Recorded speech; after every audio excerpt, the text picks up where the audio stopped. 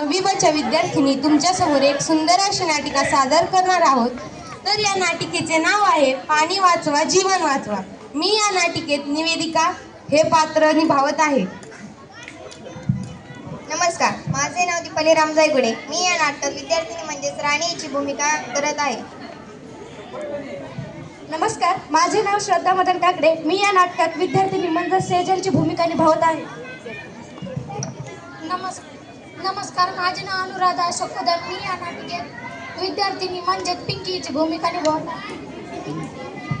नमस्कार, माझे नाव पायल राजपूत। मी या नाटकात शिक्षिकाची भूमिका निभावत आहे।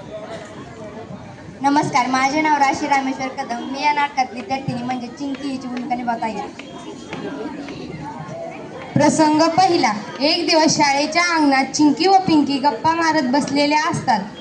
जवळच एक नळ सुरू असतो आणि खूप पाणी वायाला जात असते। तो नळ पिंकीने सुरू ठेवलेला असतो। चला तर पाहूया या प्रसंगी काय घडते।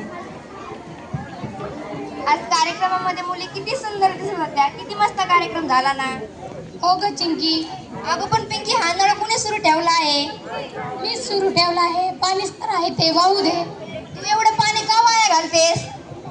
अगं, पाणी काही संपत नाही। पृथ्वीवर भरपूर पाणी आहे। उद्यापासून तू काय समुद्राचं पाणी पिणार का? छी, समुद्राचं पाणी कोण पितं? तेच तर तुला सांगते ना, पृथ्वीवर पाणी भरपूर असलं तरी पिण्याचं पाणी मर्यादित आहे।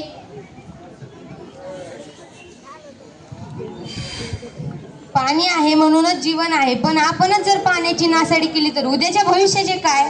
प्रसंग दुसरा। चिंकी पिंकीच्या चर्चेत राणी आणि सेजल पण सहभागी होतात।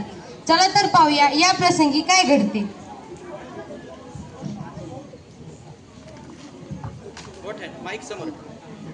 काय झालं? एवढी चर्चा कसली? अगं, ह्या पिंकीला पाण्याचं महत्त्व समजत नाही, ते समजावून सांगते। पाणी वाया घालवणं ही गंमत नाही। अनेक ठिकाणी पिण्याच्या पाण्यासाठी लोक मैल चालत जातात। खरे, पाणी नसेल तर शेतीचं काय? शेती नाही तर अन्न नाही। पाणी नाही तर मुक्या जनावर देखील धोक्यात येऊ शकते। पण मी थोडंसंच पाणी वाया घालवते। प्रत्येक जण जर असंच म्हणाला तर पाण्याचा एक थेंब जर नसला तर भविष्यात मोठी संकट येऊ शकतो। म्हणजे आपला पाण्याचा एक थेंबही महत्त्वाचा आहे। हो, एक थेंब जर वाचवला तर भविष्यात एक थेंब दिला। पाणी वाचवा जीवन वाचवा। पाण्याचा प्रत्येक थेंब जपा। प्रसंग तिसरा।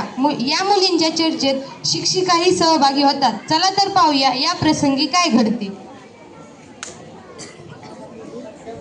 काय चाललं आहे मुलींनो? काही नाही मॅडम, आम्ही पाणी वाचवण्याबद्दल बोलत होतो आणि पिंकीला पाण्याचं महत्त्व समजून सांगत होतो। खूप छान। फक्त बोलून उपयोग नाही, कृतीही केली पाहिजे। मॅडम, पाणी वाचवण्यासाठी आपण काय करू शकतो?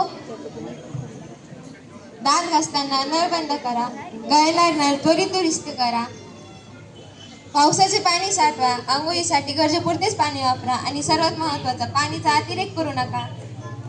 मी आजपासून पाणी वाया घालणार नाही।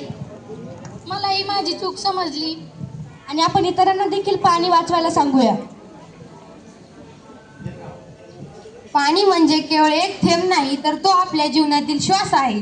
आपण जर आज पाणी जपले तर उद्याची पिढी जगेल।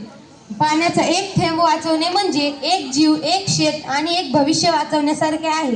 प्रसंग चौथा। पिंकीला पिंकीची चूक समजते। चला तर पाहूया या प्रसंगी काय घडते।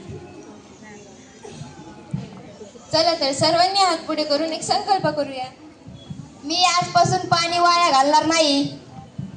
मी हे गरजेपुरतेच पाणी वापरणार। मी आजपासून गळणारे नळ त्वरित बंद करेन आणि मी देखील पावसाचे पाणी साठवेन। आणि आपण सर्वांना एक संदेश पण देऊया। भविष्य घडूया। पाणी वाचवा जीवन वाचवा।